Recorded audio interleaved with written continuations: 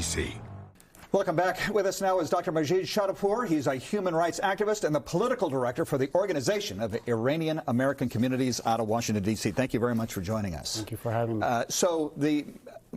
A few moments ago, we heard from Brad Sherman, congressman from Sherman Oaks, member of House Foreign Affairs, who believes that by taking out this Iranian general, we have united the Persian community, the Iranian community, against the United States, despite the fact we saw these massive protest demonstrations just last month. Do you agree with that?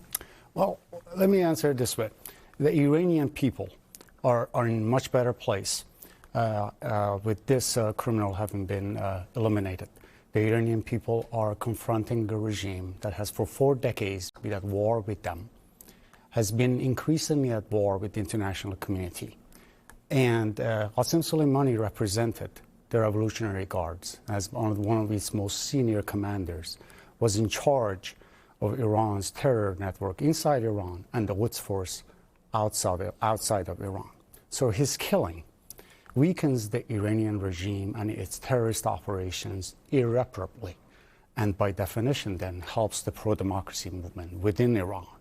What evidence do you have to support that? Well, first and foremost, look at what Qasem Soleimani has done. From day one, he was involved in an Iraq war, sending children of Iran, little minors, to the front lines to clear the minefields for the Ayatollahs in Iran, perpetuating an 8-year war that nearly cost the Iranians 1 million lives. In addition to that, Qasem Soleimani has had a significant role in persecution of people of Iran. Mind you, the Iranian regime has executed 120,000 Iranians, our best and brightest within Iran. And Qasem Soleimani, as one of the more senior commanders of the IRGC, had a significant role in that. And then let's move on to the international community. Apart from the IEDs and the killing of the American soldiers in Iraq for nearly a decade, Qasem Soleimani was primary person, the head person in the massacre of the Syrian people.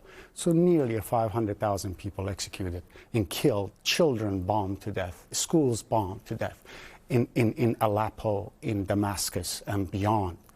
And then move on to Iranian dissidents he has persecuted outside of Iran, the Camp Ashraf attack, where 150 plus have been killed. Has that litany been lost in this debate? I think so. I think what has been lost is the plight of the people of Iran, that this person had a significant role in the 500 people who were killed in Iran just this past November. Right, but we look at the demonstrations, as far as the eye can see, the Which demonstrations? Yeah, the protests against the American action in the streets of Tehran and other cities in Iran. You know, plenty of political commentators believe that we have united the Iranian people against the United States. What you saw, them bringing people to the streets of Iran in buses and so forth, and demonstrating some sort of a widespread support for Qasem Soleimani, is literally a charade. It is, in reality, the people of Iran are witnessing a weak regime that has no answer for its populace. In addition, what we seeing the international community should see, that the Iranian people have an organized opposition movement led by the National Council of Resistance of Iran that is really, by regime's own admission, is leading these protests.